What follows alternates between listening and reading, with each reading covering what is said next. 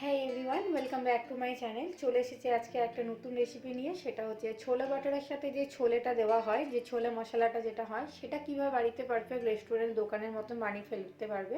তো সেই রেসিপিটা আজকে তোমাদের সামনে তুলে ধরেছি।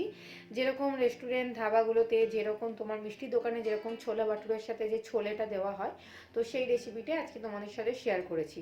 তো এখানে আজকে আমি 500 গ্রাম কাবুলি চানার বানিয়েছি। 500 গ্রাম কাবুলি চানাটা আগের থেকে আমি রাত্রেবেলা ভিজিয়ে রেখে নিয়েছি, প্রায় ওভারনাইট ভিজেছে। তারপর দিন আমি এটাকে এবার সেদ্ধ করে নেব। তো চলো দেখে নিই। তো সেদ্ধ করার জন্য এখানে কাবুলি চানাটা দিয়ে দিচ্ছি। কাবুলি চানার সাথে একটু সামান্য 1 টিস্পুনের মতন নুন, হলুদ আর তেল দিয়ে দিচ্ছি, সর্ষের তেল। এবার যতটা পরিমাণ জল লাগবে জল দিয়ে এটাকে সেদ্ধ করে নেব। তো যতক্ষণ এটা সেদ্ধ হচ্ছে, এর একটা মশলা আমরা রেডি করে নিই, চলো দেখে নিই। তার জন্য এখানে 2টো কাঁচা লঙ্কা নিচ্ছি, 1 ইঞ্চির থেকে অনেকটাই বেশি একটু আদা নিচ্ছি, আর 2টো বড় বড় রসুনের থেকে যত কোয়া বেরোবে ওই 2টো বড় রসুন এখানে আমি বেটে নিচ্ছি। তো এই পেস্টটাকে আলাদা করে সাইড করে রেখে দেবো। আর এই একই জারে 2টো বড় সাইজের টমেটো, সেটাও পেস্ট করে আমরা রেখে দেবো। তো আমার সমস্ত মশলাগুলো বেটে সাইড করে রাখা হয়ে গেল। আদা রসুন পেঁয়াজ লঙ্কার একটা পেস্ট হয়ে গেল, আর টমেটোর যে 2টো বড় বড় একদম সাইজের টমেটো নিয়েছি সেটাও রেখে দিলাম।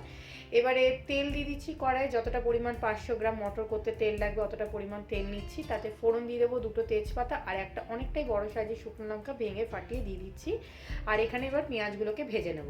তো এখানে আমার 6 থেকে 7টা বা ধরে নাও 8টার মতন পেঁয়াজ আছে, বড় সাইজের পেঁয়াজ আছে। সেটাকে একটু সামান্য চিনি দিয়ে, যাতে পেঁয়াজটা খুব জলদি ভাজাও হয়ে যায়, কালারটাও খুব সুন্দর আসবে, তো ভেজে নেব। তো ততক্ষণ এদিকে ধনে জিরে হলুদ আর একটু গোলমরিচ দিয়ে এই পেস্টটাকে আবার একটুখানি রেডি করে নিচ্ছি।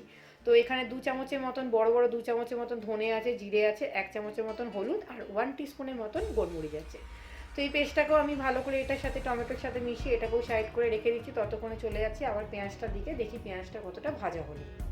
তো মটরগুলোকেও দেখে দিচ্ছি, দেখো কত সুন্দর সেদ্ধ হয়েছে, ভালো মতো সেদ্ধও হয়েছে, ভেঙেও যাচ্ছে, নরম আছে, সফট আছে, জুসি আছে, আবার শক্তও নেই, আবার পুরোটা গলে ম্যাশ হয়ে যায়নি।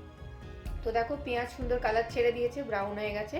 এবার 2 থেকে 3 চামচের মতন এখানে কাশ্মীরি রেড চিলি আর নর্মাল রেড চিলি মেশানো আছে, ওটাকে দিয়ে এবারে পেস্টটাকে দিয়ে দিচ্ছি, যাতে কালারটা খুব সুন্দর আসে। ওই জন্য লঙ্কাটাকে আমি তুলে দিয়েছি পেঁয়াজের সাথে।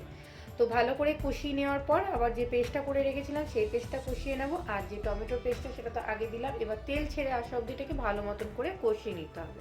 তো দেখো কষানো হয়ে গেছে, স্বাদ মতো নুন দিয়ে দিচ্ছি, সেদ্ধস্য মতো নুন দিয়েছি, সেই নুনের পরিমাণটা তোমরা বুঝে দেবে।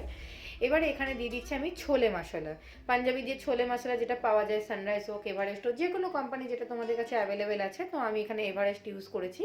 এবারে সেটাকে দিয়ে ভালো করে কষিয়ে নিই, তেল ছাড়া অবধি এটাকে কষিয়ে নিই। তারপরে মটরগুলোকে অ্যাড করে দিচ্ছি, কাবুলি চানা। তো কাবুলি চানা অ্যাড করে দিই, কাবুলি চানাটার সাথেও ভালো মতন করে এটাকে কষিয়ে নিতে হবে। এবার পর্যাপ্ত পরিমাণ যেরকম তোমার গ্রেভি চাও জল দিয়ে এটাকে ভালো করে ফুটতে দিতে হবে, যাতে সমস্ত মশলা কাবুলি চানার মধ্যে অবজার্ভ হয়ে যায়, সমস্তটা ভালো করে যাতে মিশে যায়। তো এবার গরম মশলা দিয়ে দিচ্ছি 1 টিস্পুনের মতন, বড় বড় 1 টেবিল স্পুনের মতন গরম মশলা আছে, সেটাকেও দিয়ে জল দিয়ে পর্যাপ্ত পরিমাণে ফুটিয়ে নিচ্ছি। ব্যাস, আমাদের ছোলে বাটার আর একদম ছোলে মশলা একদম রেডি হয়ে গেছে। দেখতেই পাচ্ছ কি সুন্দর কালারটা এসেছে, পারফেক্ট যেরকম দোকানে পাওয়া যায়, মিষ্টি দোকানগুলোতে যেরকম হয়, রেস্টুরেন্টগুলোতে যেরকম হয়, ছোলা বাটারের সাথে যেরকম ছোলে সার্ভ করা হয়, সেরকমই আজকে রেসিপিটা একদম তোমাদের সামনে তুলে ধরেছি। আশা করছি আমার রেসিপিটা তোমাদের সকলকে খুব ভালো লেগেছে। ভালো লাগলে প্রত্যেকবারের মতো যেটা বলি, অনুরোধ রইল ছোট্ট করে একটা লাইক কমেন্ট শেয়ার করে দেওয়ার। যদি পছন্দ হয়ে থাকে নিজের ফ্রেন্ড ফ্যামিলি রিলেটিভ সবার সাথে এটাকে শেয়ার করো। আর আমার চ্যানেলটাকে সাথে সাথে সাবস্ক্রাইব করে দিও, পাশে থাকা বেল আইকনটা ক্লিক করে দিও, যাতে সমস্ত রান্নার আপডেট তোমাদের কাছে সবার আগে পৌঁছে দিতে থাকে। তো আশা করছি এরকম অনেক নিত্য নতুন রেসিপি দেখতে থাকার জন্য আমার পাশে থাকবে, আমার সঙ্গে থাকবে, আমার সবার সাথে সহযোগিতা করে যাবে। দেখা হবে নেক্সট পরবর্তী ভিডিওতে। ততদিন সবাই খুব ভালো থেকো, টাটা।